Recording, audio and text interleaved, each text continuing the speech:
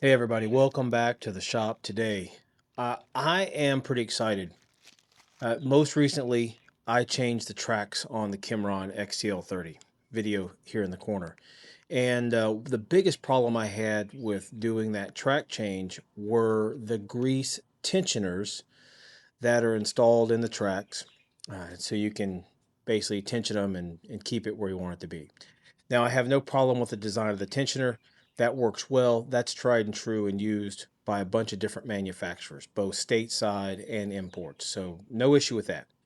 My issue was the fact that that particular tensioner required two separate wrenches, a 27 millimeter wrench and a 22 millimeter wrench. And that process was a nightmare because you could not get this smaller 22 millimeter over. So if you had a ratcheting one, you couldn't ratchet it, right? So I mean, it is what it is, and it is difficult. And if you watch that video, it took me a long time to both get them out and get them back in. Okay, so I started doing some researching and found another option. So let's open it up and let me show you what I found. So with this option,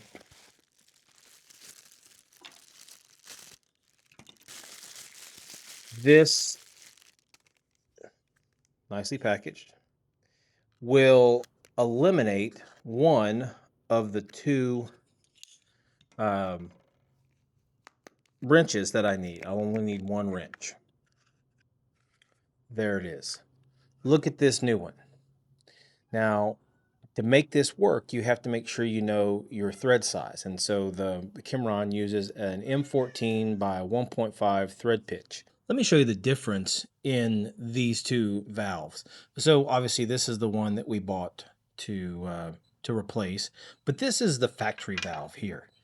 And as you can see, I was saying this was 22 millimeter. It's actually 21 millimeter, but these are 14 millimeter with 1 point thread pitch threads on it. And this is about 2 inches long. So from the seat to the end, about 2 inches long. That's not a very big hole, and getting in there is extremely difficult.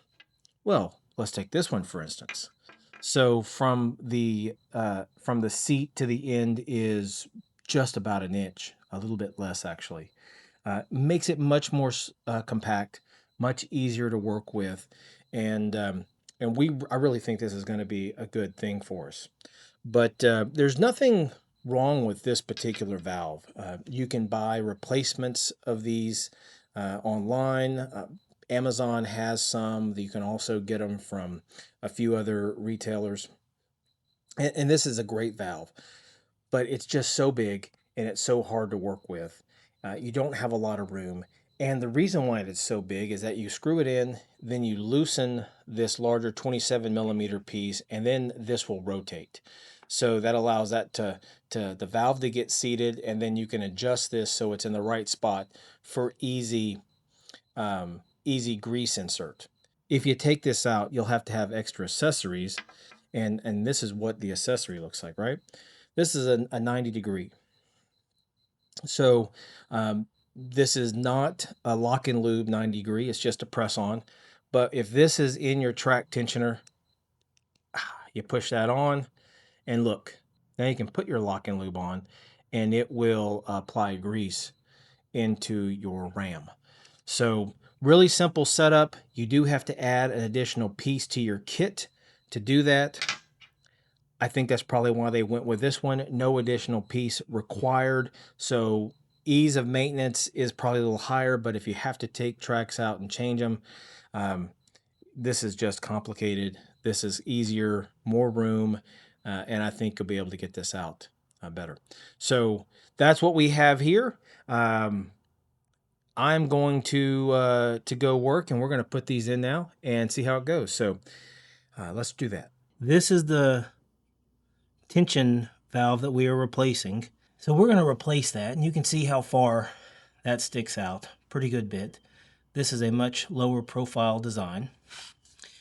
What I've done back here is I've measured out and put a block in place because I do not want all the grease to come out. whenever that valve comes out. But I do have my super handy paper plate to help try and keep it as clean as possible. And these tracks may be a little tight. So hopefully that right there will help us keep tension where I need it and allow me to focus on this project.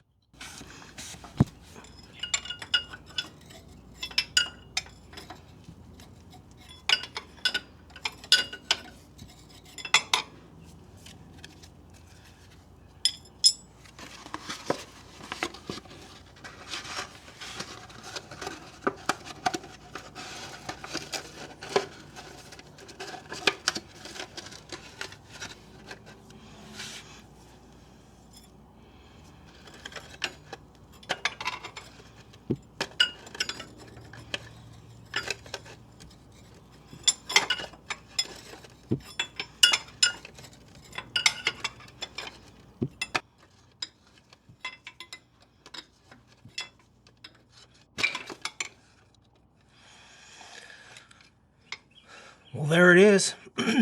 Because I have that block back here, it doesn't come out as much, so that's good. All right, let's clean this up and we'll see if we can get the new one in. This is the benefit of that paper plate. It doesn't keep all the grease on it, but hey, that does a lot better job. That's grease that's not in there that I have to clean out, so better than it could be.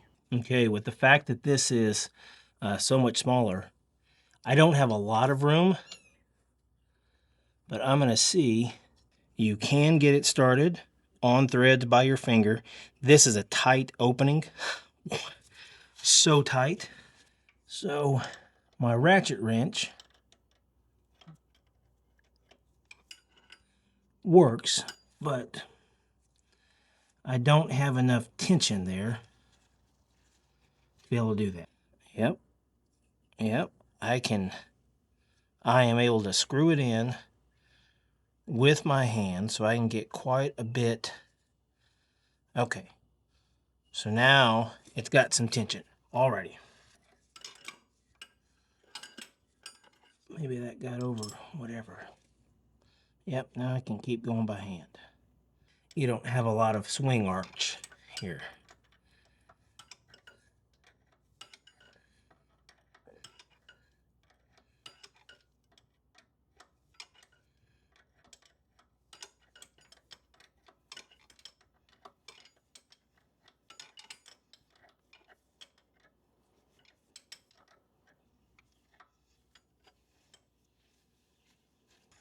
Now it's turning the cylinder.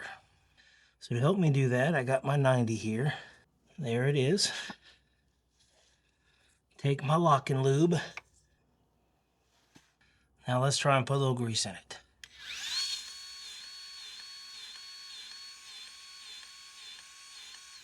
Oh, I think we got it. Oh yeah, tube's not spinning.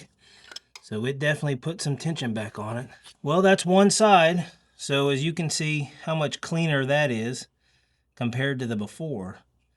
That's a lot cleaner and nicer. Well, here we are. We are done. Here are the two factory tensioner valves. We have these new ones in. I think they're going to be easy for me to support and maintain. I hope they will.